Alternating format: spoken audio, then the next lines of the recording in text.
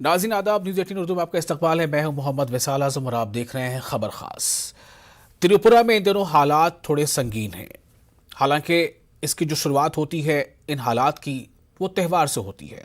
त्यौहार एक खुशायद मौका होता है, एक ऐसा मौका जब लोग खुश होते हैं, खुशियाँ बटोरते हैं, खुशियाँ बांटते हैं।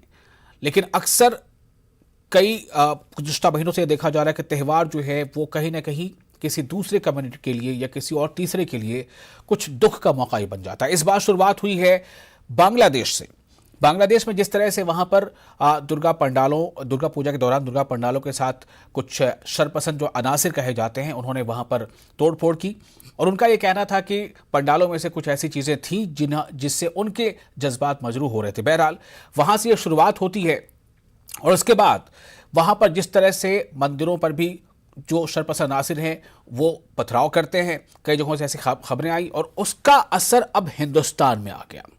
क्योंकि बांग्लादेश मुल्क अलग हो सकता है, लेकिन त्रिपुरा जो हिंदुस्तान का हिस्सा है वो बांग्लादेश से बिल्कुल सटा हुआ है। यानी बॉर्डर जो है त्रिपुरा का जो तीन तरफ की जो सरहद है वो बांग्लादेश से लगती है। और यहां पर 26 तारीख को विश्व हिंदू परिषद ने एक रैली निकाली। रैली के दरमियान वहां पर हालात बेकाबू हो गए और एक खास कम्युनिटी को निशाना बनाया गया। हम सवाल इस बात को लेकर करेंगे कि क्या कानून का राज होते हुए भी कोई इंसान या इंसानों का जो हुजूम है वो कानून अपने हाथ में क्यों और कैसे ले लेता है, और ऐसे हालात में कानून के हाथ छोटे क्यों हो जाते हैं।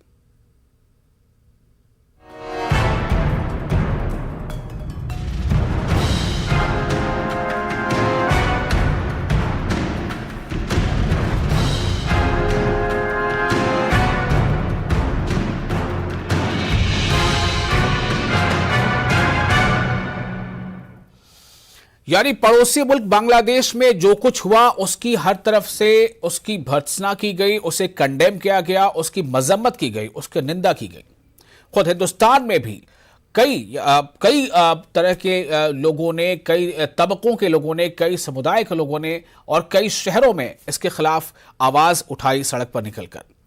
लेकिन जिस बात का हम विरोध कर रहे थे कि बांग्लादेश में वहां के जो अकलियती आबादी है, वहां के जो अल्पसंख्यक हैं, उनके साथ ये जुल्म क्यों हो रहा है और वहां की सरकार, वहां की पुलिस क्या कर रही है, अगर उसके जवाब में या उसके विरोध में हमारे अपने मुल्क में भी कुछ ऐसा ही अगर होता है, तो फिर क्या इसे वहां के गलत से यहां का गलत करके सही साबित करने की कोशिश की जा रही है, या फिर ऐसा है कि यहां पर कानून जो है वो अपना काम अच्छे से कर नहीं पा रहा है। सवाल इस बात को लेकर है। हम इसकी हकीकत जानने की कोशिश करेंगे। अब हालात वहां कैसे हैं उसके लिए हम अपने नुमाइंदे से भी जुड़ेंगे और जो अलग अलग पार्टियों के लोग हैं उनकी इस पर क्या राय है। चूंकि त्रिपुरा में इस वक्त वहां बीजेपी की हुकूमत है, इससे पहले वहां पर वाम दलों की हुकूमत हुआ करती थी। तो इससे पहले भी, यानी कि इन वाकयात से पहले कई बार वहां पर बीजेपी और जो वाम दल है उनके कार्यकर्ताओं के बीच कई बार बिल्कुल हम कह सकते हैं कि खूनी झड़पें जैसी भी हो गई थी, हालात बन गए थे। तो क्या यह सब कुछ सियासी है या सब कुछ आने वाले इंतखाबात को लेकर यह सियासी रंग जो है वो लेता जा रहा है या रंग चढ़ता जा रहा है। हमारे साथ खास मौजूद पर गुफ्तगू के लिए मौजूद हैं शुभेंदु शेखर अवस्थी साहब, जो बीजेपी के तर्जुमान हैं, और संजय सरकार टीएमसी के तर्जुमान है। मैं आपको बता दूं, टीएमसी जो है इन दिनों त्रिपुरा में पॉलिटिकल अपना जो ड्रीम है वो ज्यादा वहां पर देख रही है और इसलिए टीएमसी भी वहां काफी एक्शन में है इन दिनों। पन्ना घोष हमारे रिपोर्टर जुड़ेंगे त्रिपुरा से और साथ ही हमारे साथ मौजूद है रमन झा, तर्जुमान कांग्रेस। मैं आप लोगों की बातचीत सुनने से पहले मैं पन्ना, अगर आपको मेरी आवाज मिल पा रही है, पन्ना घोष जो हमारे नुमाइंदे हैं, मैं आपसे ये जानना चाहता हूं कि मुझे आप ये बताएं कि ये पूरी शुरुआत कहां से हुई और आज वहां हालात कैसे हैं, वहां पर सिचुएशन कैसी है। 26 तारीख को नॉर्थ त्रिपुरा पानीसागर से एक विश्व हिंदू परिषद का एक रैली निकला था। लगभग 4 से 4:30 बजे ये रैली आपका जाने का बात था पानीसागर होके जलावासा तक। जलावासा का वहां का बीच का रास्ता का 5 किलोमीटर है। तो वो जब 3 किलोमीटर चला आया तो वहां पे एक चामटिल्ला बोल के एक जगह है। उस चामटिल्ला का साथ ही एक पहले मस्जिद था। तो वीएचपी का जो विश्व हिंदू परिषद का जो रैली था, वहां से कुछ उग्रवादी लड़का और कुछ है जो निकल पड़ा वहां से। निकल के पहले वहां पे जो मस्जिद था वहां पे थोड़ा तोड़फोड़ किया है, फिर उसको संभाल दिया। संभालने के बाद फिर रैली स्टार्ट हुआ है। रैली स्टार्ट होने के बाद फिर सामने एक गांव था जो रोवा विलेज बोलता है यहाँ पे। जी। पानीसागर सब डिवीजन का अंदर ही है। हाँ हाँ। तो वहां का दो साइड पे छोटा छोटा बाजार था जहाँ पे हिंदू मुस्लिम दोनों का ही दुकान वगैरह था। जी जी। जैसे कि भूसी माल वगैरह, ग्लोसरी आइटम, कपड़ा का दुकान, जेरोक्स मशीन का दुकान ये था, और कुछ खाने का आइटम का भी दुकान था। तो वहां का रैली जब क्रॉस हो रहा था उसी तरफ रैली से कुछ लड़का वहां से निकला है। निकल के वहां पे तोड़फोड़ किया है और 3-4 दुकान को आग लगा दिया। जी जी। फिर पुलिस ने यहाँ पे आके पुलिस ने संभाला उनको, संभाल के वहां का जो रैली जाने का बात था जलेवासा, वो जलेवासा नहीं जाने उसको वापस पानीसागर भेज दिया। अभी वहां का पीसफुल है। अभी वहां पे बीएसएफ, टीएसआर और पुलिस तैनात है। विशाल जी। जी पन्ना जी, मैं आपसे जानना चाहूंगा कि सीएम बिप्लब देव जो है उनका भी कुछ स्टेटमेंट आना था। मैं स्टेटमेंट अभी ले नहीं पाया उनका, लेकिन आपने तो उनको कवर किया होगा, सुना होगा। तो क्या कहा है सीएम ने, क्या कहा है इस पूरे मामले पर? देखिए, इसी जगह पे कल विजिट किया था एमपी त्रिपुरा का, जो एमपी है रेवती त्रिपुरा, उन्होंने विजिट किया है जी। उन्होंने बोला है देखो ये होना नहीं चाहिए था, जो हुआ वो दुर्भाग्यजनक है, ये होना नहीं चाहिए था। हम चाहते हैं यहाँ पे सबका साथ, सबका विश्वास रख के हम काम करना चाहते हैं। जो किया है उनको पकड़ में आना चाहिए। पुलिस को बोला है, पुलिस ने बोला है 2-3 को उनको पहचान में आया है, वो आज और कल में उसको गिरफ्तार करेगा। और वहां पे सिक्योरिटी अभी टाइट है। और विप्लब देव जी उन्होंने बोला है ये घटना का निंदा किया है जी। ये घटना त्रिपुरा में नहीं होने का ही बोल रहा था, त्रिपुरा में ऐसा घटना नहीं होना चाहिए। ठीक है, आप हमारे साथ बने रहे। पन्ना घोष हमारे नुमाइंदे हैं, यानी हमारे रिपोर्टर हैं। आप हमारे साथ पन्ना बने रहे। मैं अपने पॉलिटिकल रिएक्शन ले लेता हूं। मैं सीधा पहले संजय सरकार आपके पास आता हूं। टीएमसी के आप तर्जुमान हैं। कहा यह जा रहा है कि टीएमसी वहां पूरी ताकत झोंक रही है आने वाले इंतखाबात के मद्देनजर। और तो क्या मैं आपसे ये जानना चाहता हूं कि ये जो कुछ हुआ ये पॉलिटिकल है, इसके पीछे कुछ पॉलिटिकल एम्बिशन है, या फिर ये वाकई जो धर्म के मामले को लेकर जो मन आहत होता है सिर्फ वो मामला है? मैं आपसे ये जानना चाहता हूं, आपने इसको कैसे देखा है, टीएमसी ने इसको कैसे देखा है? देखिए, त्रिपुरा में डबल इंजन का सरकार चल रहा है। देश में दोनों जो सरकार चल रहा है, दोनों आतंकी का सरकार चल रहा है। आतंकबाजी का सरकार चल रहा है, आतंकवाद का सरकार चल रहा है। ठीक है, मैं त्रिपुरा में मेरे कार्यकर्ता लोग जो रास्ता उतारते हैं उसको ऊपर में गोली मारा जाता है, बम से मारा जाता है, बूढ़े तरफ से मारा जाता है। संजय सरकार जी, थोड़ा आपसे रिक्वेस्ट करूंगा कि देखिए आप क्या बोल रहे हैं, थोड़ा ये आपको अंदाजा है ना आप क्या कह रहे हैं। आतंक की सरकार, आतंकवादी सरकार, मुझे लगता है कि देखिए आप स्लिप आउट तो नहीं हो रहे हैं? बिल्कुल स्लिप आउट नहीं हुआ। मैं जो बोल रहा हूँ मेरे मन से बोल रहे हैं, और कोई स्लिप आउट नहीं है। ये देश में जो है ये आतंक की सरकार है। ये आरएसएस जो रहता है ये तालिबान से कोई कमी नहीं है, बहुत बड़ा तालिबानी है, ये सबसे बड़ा तालिबानी है। और हिंदू के नाम पे मार्केटिंग करके खाता है। इसको क्या बोला जाएंगे?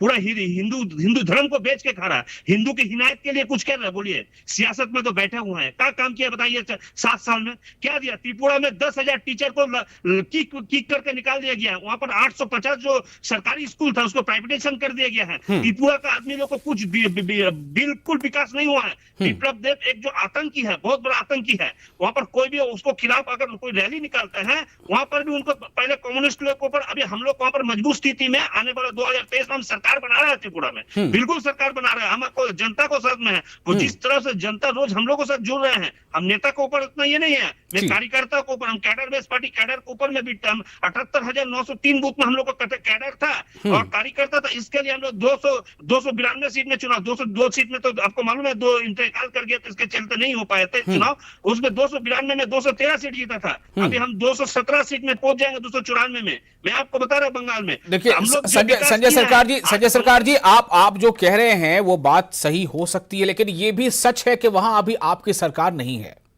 ठीक है, और वहां पर ना तो अभी वाम दलों की सरकार है, वहां पर जो सरकार है वो ये कह रही है कि हम हालात को काबू में कर रहे हैं और जो भी इसके लिए दोषी हैं उनको हम सजा तक भी दिलाएंगे। मैं रिएक्शन लूंगा, थोड़ा सा रुकिए। मैं आपको सुनाना चाहता हूं पुलिस अफसरान का बयान क्या है। जो एसपी है धर्मानगर के, जो नॉर्थ त्रिपुरा जिले के अंडर में टाउन है, वहां के एसपी, जहां पर यह मामला ज्यादा भड़का है, एसपी धर्मानगर का बयान सुनाता हूं आपको, वो क्या कह रहे हैं, सुनिए जरा। Immediately after the incident of yesterday, leaders of both the communities actively took part in controlling the situation, and presently the situation is under control in the whole district. My request to all the people of North Tripura district not to spread any rumor. Thank you. अब इसी के साथ साथ पे एक और बयान आपको सुनाना चाहता हूं। ये बयान है एसडीपीओ का, और ये क्या कह रहे हैं जरा सुनिए। इन्होंने साफ तौर से इसमें कहा है कि इस पूरे मामले में जितना कुछ वहां हुआ नहीं, उससे ज्यादा कहीं जो है लोग सोशल मीडिया के जरिए अफवाह फैला रहे हैं, जो उनका कहना है। एसडीपीओ कंचनपुर का बयान आपको सुनाता हूं, सुनिए। एसडीपीओ कंचनपुर यह स्पष्ट करना चाहता हूं कि कंचनपुर सब डिवीजन पूरी तरह पीसफुल है। मैं त्रिपुरा वासियों से यह आग्रह करता हूं कि ट्विटर और फेसबुक पर चलाए जा रहे फेक न्यूज़ एंड रूमर्स से भ्रमित न हो। प्लीज़ ऐसे फेक न्यूज़ और रूमर्स को शेयर न करिए। Tripura police in fake news and rumours फैलाने वालों पर उचित कानूनी कार्रवाई करेगी। मैं स्पष्ट करना चाहता हूं कि पानी सागर में कोई मस्जिद में आगजनी नहीं हुई है और वहां हुए इंसिडेंट पे पुलिस पूरी तरह कानूनी कार्रवाई कर रही है। मेरा त्रिपुरा वासियों से यह अनुरोध है कि आप पुलिस की सहायता करें और इन फेक न्यूज़ और रूमर्स फैलाने से बचें। जय हिंद। तो ये पुलिस का वर्जन था जो हमने सुना दिया है, लेकिन जो खबरें आ रही हैं और भी जराए से, उसके मुताबिक जो सिटी को छोड़कर जो रिमोट एरियाज हैं वहां पर जो हुजूम है, जो भीड़ है, उसने अपना असर दिखाया है। और खबरें इस तरह की भी हैं कि कई घरों को नुकसान पहुंचाया गया है, कई धार्मिक स्थलों को भी नुकसान पहुंचाया गया है। मैं अपने साथ, हमारे साथ जुड़े हुए रमन झा, तर्जुमान कांग्रेस। रमन झा साहब, राहुल गांधी ने भी आज इस पर पुरजोर तरीके से जो है ट्वीट किया है और कहा है कि जो मुस्लिम ब्रदर्स हैं उनके साथ बहुत क्रूरता हो रही है और जो लोग हिंदुत्व के नाम पे जो कुछ कर रहे हैं वो दरअसल वो ढोंगी हैं, वो हिंदू नहीं है। मैं आपसे जानना चाहता हूं कि कांग्रेस इस पूरे मामले को कैसे देख रही है। शुभेंद्र वसी साहब, आप हमारे साथ मौजूद हैं, रिएक्शन दीजिएगा, थोड़ी देर में रुक जाइए जी। रमन झा साहब, देखिए, कांग्रेस पार्टी हमेशा ही किसी भी प्रकार के दंगा जिससे आपसी भाईचारा खत्म हो, इसका विरोध करती रही है, चाहे है। और राहुल गांधी जी ने भी कहा है कि जो हमारे देश में हिंदू, मुस्लिम, सिख, ईसाई, हम सब मिलकर रहते हैं। भारत सभी धर्मों को लेकर साथ लेकर चलने वाला देश है और हम सेकुलर कंट्री है, सेकुलर देश है। तो इस देश में अगर एक संप्रदाय के लोग दूसरे संप्रदाय पर जब आक्रमण करते हैं तो यह मान लीजिए कि सरकार जो है वह कानून व्यवस्था देने में, सुरक्षा देने में व्यर्थ हो रही है। बांग्लादेश में जो घटना हुआ, देखिए, बांग्लादेश एक स्वतंत्र देश है और हमारा पड़ोसी देश है और हमारे वहाँ हिंदू भाई रहते हैं। उनके ऊपर दुर्गा पूजा के समय में जो मूर्तियां तोड़ी गई, दुर्गा मंदिर को तोड़ा गया, दुर्गा प्रतिमा को तोड़ा गया, इस्कॉन मंदिर में तोड़ा गया, वहाँ हिंदू वहाँ अल्पसंख्यक है और वहाँ के हिंदुओं की जिम्मेवारी, भले ही दूसरा देश हो लेकिन फिर भी वो हमारे हिंदू भाई हैं। तो भारतीय जनता पार्टी और आरएसएस हमेशा से वह कहती आ रही है कि हिंदुओं के लिए काम कर रही है, हिंदू राष्ट्र के लिए काम कर रही है, हिंदू समाज के लिए काम कर रही है। तो बांग्लादेश में जब इस तरह का आक्रमण हुआ हमारे हिंदू भाइयों पर, तो प्रधानमंत्री ने अपने मुंह से एक शब्द नहीं कहा। उन्होंने चिट्ठी लिखी, उन्होंने इसका विरोध नहीं किया। बांग्लादेश हमारा पड़ोसी देश है, बांग्लादेश से हमारे अच्छे संबंध है। तो यह प्रधानमंत्री, गृह मंत्री अमित शाह, विदेश मंत्री को चाहिए था कि वह बांग्लादेश के एम्बेसडर को बुलाते और कहते कि बांग्लादेश में हिंदुओं पे होने वाले अत्याचार को रोका जाए। लेकिन उन्होंने ऐसा नहीं किया और इस तरह के क्षोभ मन में आया कि सरकार देखिए कुछ नहीं कर रही है, हमारे हिंदुओं के लिए भी जो नहीं कर रही है। और उसके प्रतिक्रिया में जब यहाँ त्रिपुरा में विश्व हिंदू परिषद और आरएसएस के लोग जब रैली निकाल रहे थे, रैली निकाल रहे थे बांग्लादेश के हिंदुओं पर हुए आक्रमण, तो सरकार को सोचना चाहिए था कि वहां कुछ अघटन नहीं हो, इसलिए पूरी कानून व्यवस्था को रखा जाना चाहिए था। पैरामिलिट्री फोर्सेज या त्रिपुरा पुलिस को पूरी तरह से वहां दुष्ट रखना चाहिए था, लेकिन वहां की सरकार जो भाजपा की सरकार है और केंद्र में बीजेपी की सरकार है, उन्होंने इस चीज को होने दिया ताकि यहाँ भी लोगों में ठीक है, मैं शुभेंदु शेखर अवस्थी का रिएक्शन लेता हूं। बड़े शालीन व्यक्ति हैं, हमेशा हमारे साथ डिबेट में जुड़ते हैं और काफी सब्र के साथ पूरी बात सुन रहे हैं। शुभेंदु जी, एक सवाल यहां पर बहुत अहम ये है कि वजीर आजम नरेंद्र मोदी जी विदेश दौरे पर हैं, उनको वेटिकन में भी जाना है, पोप से भी मिलना है, वो सऊदी अरब का भी दौरा करेंगे और यहां पर इस तरह से हालात बन रहे हैं, यहां तक कि जो एंटी क्रिश्चियन कुछ तशद्दुद हुए उसकी भी खबरें वहां तक पीछा कर रही हैं। क्या ऐसा लग रहा है कि उनके इस दौरे को कहीं सबोताज करने की कोई कोशिश या कोई साजिश तो नहीं है ये?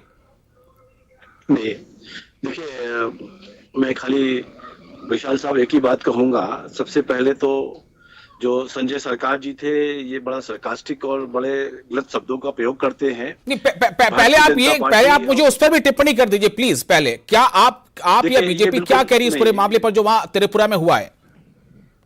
देखिए, त्रिपुरा वाला जो मैटर पे ये एक तरीके का इंसिडेंस हुआ है और आपको मालूम है कि जिस समय ये रैली निकाली जा रही थी, जिन लोगों ने भी गड़बड़ करने की कोशिश की उनको उसी समय रोका गया और यात्रा को वहीं पर आधे रास्ते में रोका गया और इसको इमीडिएटली एक्शन लिया गया। ऐसा नहीं है कि उसमें कोई एक्शन नहीं लिया गया हो। और साथ के साथ जो लोग अफवाह फैला रहे हैं कि इस तरीके का इंसिडेंस हो गया, बहुत सारे लोग मर गए, ये सब हो रहा है, उसको भी खत्म किया जा सके और लोगों को सच्चाई बताई जा सके, इसके लिए प्रशासन लगा हुआ है। मैं यहाँ पे ये बताना चाह रहा हूँ कि ये जो सेलेक्टिव लोग लिख रहे हैं, जैसे कि संजय सरकार जी ने कहा और जो शब्दों का प्रयोग किया वो इतने अभद्र थे कि शायद उनको भी जब ये अपना टीवी चैनल के बाद उनको ये बाइट मिलेगी तो उनको खुद शर्म आएगी और उनके पार्टी के लोगों को भी आएगी।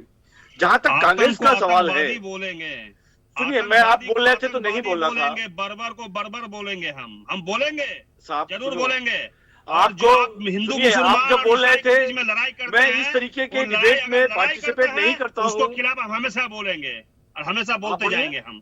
अच्छा, सरकार जी, संजय सरकार जी, थोड़ा सुन लेते हैं, इनको भी थोड़ा सुन लेते हैं। ठीक है जी। दूसरा चीज, मैं एक बात समझ में नहीं पाया कांग्रेस की कि ये बड़ी सेलेक्टिव राइटिंग करते हैं, स्पेशली राहुल गांधी जी।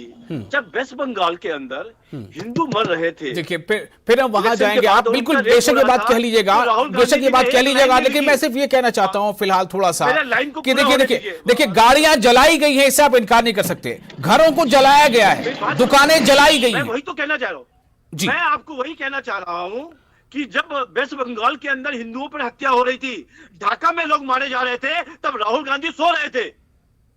उनको उस समय भी बोलना चाहिए था कि हिंदुओं के ऊपर ये अत्याचार क्यों हो रहा है, पर तब उन्होंने कुछ नहीं लिखा। कौन से हिंदू मारा गया? हिंदू का नाम बताइए तो। देखिए, ये पूरे हिंदुस्तान को मालूम है कि किस तरीके